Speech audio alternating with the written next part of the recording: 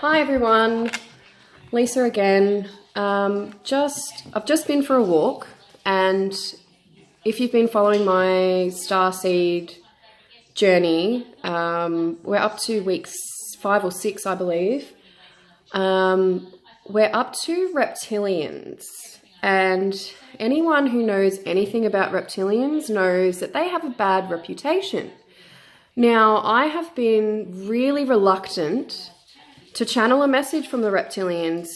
I've put this off for about 2 weeks just because of my old belief system that they are bad. So anyone who knows the medium Ashley Cunningham, she was brave enough about 2 weeks ago, so around the same time that I was meant to do it, she posted a video on her page where she did a video channeling the reptilian energy herself. Now, she channeled a reptilian called Brother Ty.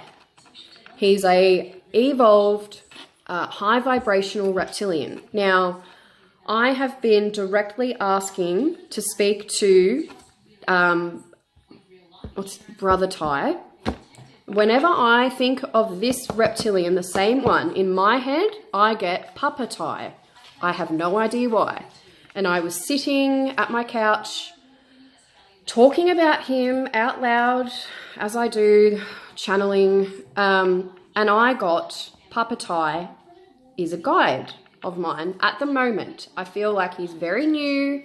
He has stepped forward, come into my energy field because I have asked for him in particular, and for him and I, he has called himself Papa Ty.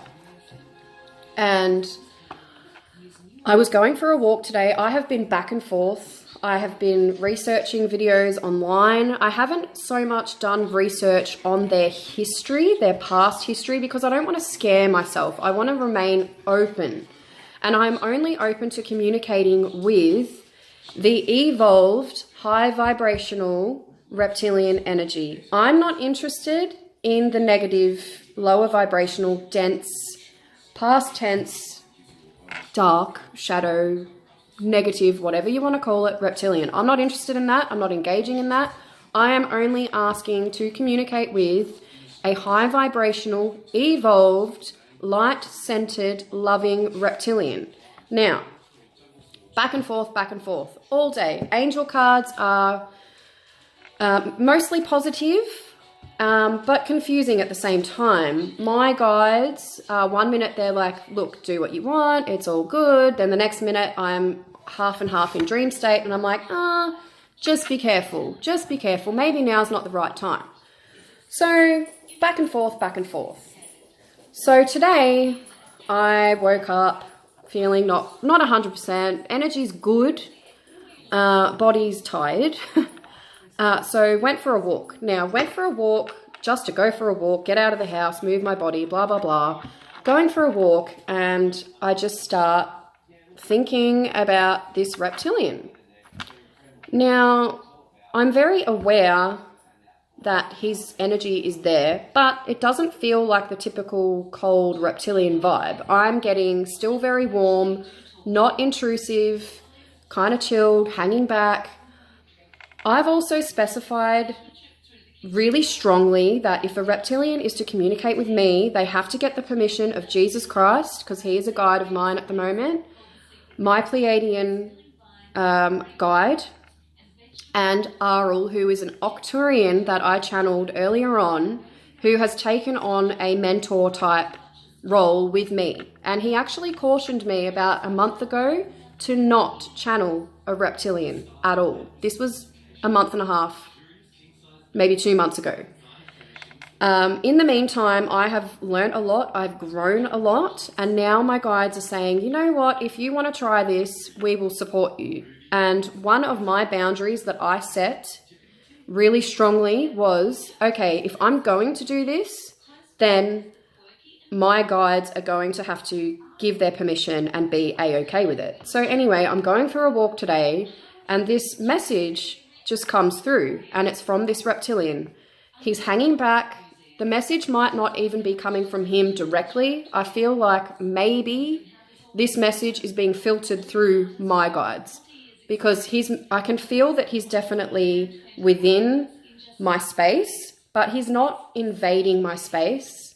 And he's not, I have felt briefly the reptilian energy before, and I kind of get a chill down my back. Like, it's not nasty, but it's just colder. And now I'm getting that sensation of tingly, bit cold. I did say that he could step a little bit closer, so that's okay. It's a little bit unnerving, but it's not awful. Like, it's just different.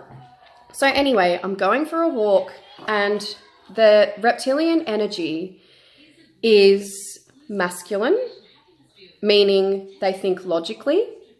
They're not overly emotional. Whereas a Pleiadian energy is heart chakra, nurturing, loving, feminine type energy. The reptilians are the opposite of that. They are reptiles, so they're not mammals. They don't give birth to their young. They're not warm-blooded. So that's the cold sensation. They think logically. The de-evolved versions were all about ego and needing to assert themselves and dominate. Whereas this evolved version is more about finding balance. That's the message. Because I am more comfortable in my feminine side, my nurturing side, the reptilian has come forward because I need to find balance. I need to find balance with my... I'm going to hold on to this, tiger's eye protection. I need to find balance with my feminine, nurturing, empathetic side and my masculine, assertive, setting boundaries side. And the message that I got basically was for everyone to do the same, to find that balance, to find the balance between the emotional and the logical. And sometimes logic is what serves us best at the time. It's okay to not think emotionally or empathetically, because sometimes you end up hurting yourself to spare someone else, and that doesn't serve you in your best way. So this is the drawing that I briefly channeled. I wasn't comfortable drawing the whole reptilian face. They are quite scary to look at, and I haven't allowed myself to see their face completely because they are quite scary. And I also don't want to scare myself. I want to be open to receiving their message. And as I said, he is very relaxed. He's not dominating at all. He's very grateful for the opportunity because as a reptilian, you can imagine, I'm scary to look at. I have a bad reputation. My brothers and sisters have really given me a bad rep. I've got a bad name and an ugly face, no disrespect. People don't want to talk to me. So the fact that as a race, they've gone from being balanced to de-evolving into a denser vibration and indulging their ego and needing that power and that domination. And they actually got really far. Like, they thought they won for a while and they did a lot of damage. And let's just say, for argument's sake, half of them escaped that and went underground and had to fight their way back to the light. And then they have evolved past that again. So this particular reptilian puppeteer that I'm communicating with, he's actually had a really hard go of it because he's de-evolved, then evolved again to get to this place here. So as you can imagine, it would be really hard because he has to cop that on the chin. He has to just be like, okay, yes, I'm a reptilian, I think logically and blah, blah, blah, I've got this bad reputation, but he's got a lot of value and he's got a lot to say and he's actually really nice. And his message is one of balance. Finding balance. It's okay. His energy's getting so much stronger now.